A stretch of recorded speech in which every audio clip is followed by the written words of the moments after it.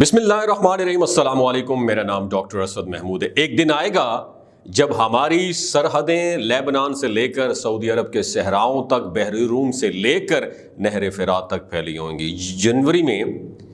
जनवरी 2024 में इसराइली एक ऑथर है, मुसन्निफ है, एवी लिप्कन, उनका ये इंटरव्यू बहुत ज़्यादा वायरल हुआ जिसमें ग्रेटर इसराइल के तस्वुर पर बात करते हुए उन्होंने कहा है कि लेबनान को इसराइल की तहफ़्फ़ुज़ की ज़रूरत है और हम मक्का, मदीना और तूर सीना पर भी कब्ज़ा कर लेंगे। और इसराइल की गज़ा के बाद लबनान में जारी कार्रवाइयों के बाद सोशल मीडिया पर एक बार फिर से ग्रेटर इसराइल की बात की जा रही है। कुछ सोशल मीडिया पोस्ट में ये क्लेम भी किया गया है कि चंद इसराइली फ़ौजियों ने अपनी यूनिफॉर्म पर ग्रेटर इसराइल के नक्शे के बैजेस भी पहने हुए थे और दाएं बाजू की इसराइली वज़रा ने भी माजी में इस कॉन्सेप्ट का जो है ना तज़किरा भी किया था। लेकिन ग्रेटर इसराइल का मतलब क्या है?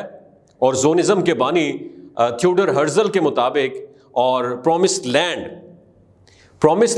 यानी वो ज़मीन जिसका वादा किया गया था दरियाए नील से लेकर फ़रात तक फैली हुई है। इसमें फ़लस्तीन, लेबनान, उर्दन, इराक, ईरान, शाम और सऊदी अरब के इलाके शामिल हैं। इसराइल में बहुत से यहूदी इसे लैंड ऑफ इज़राइल के नाम से भी जानते हैं, मगर क्या ये सिर्फ एक नज़रियाती तस्वुर है या इसराइल इस पर अमली कदम भी उठा रहा है?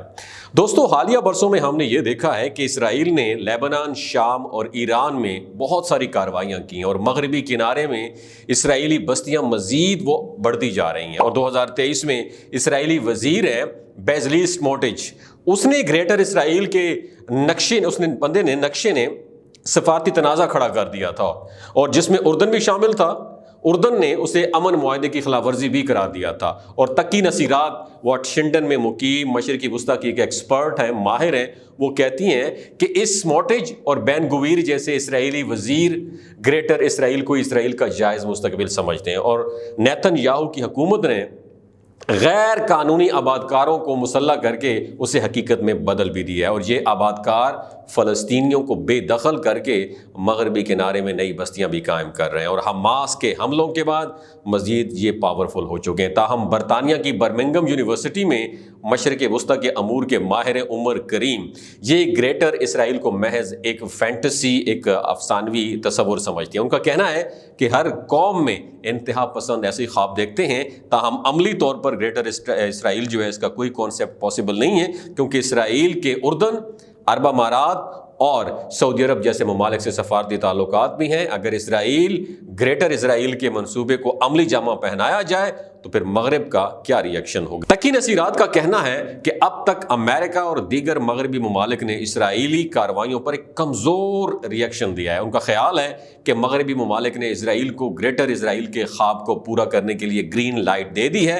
ताहम उमर करीम का यह भी कहना है कि ग्रेटर इसराइल का क़याम मगरब और वहाँ के आवाम को काबिल कबूल नहीं होगा, क्योंकि इसराइल के पास ऐसी तोसीक के लिए, ऐसी एक्सपेंशन के लिए कोई भी फ़ौजी सलाहियत मौजूद नहीं है और मगरब की मदद के बगैर ये मुमकिन ही नहीं है। और उमर करीम का ये भी कहना है कि ग्रेटर इसराइल महज एक फैंटसी है जो शिदत पसंद गुरोहों के लिए सियासी लाइफलाइन का काम करती है। आप इस बारे में क्या कहते हैं? नीचे कमेंट सेक्शन में अपना एक्सपीरियंस ज़रूर शेयर कीजिए। बहुत शुक्रिया।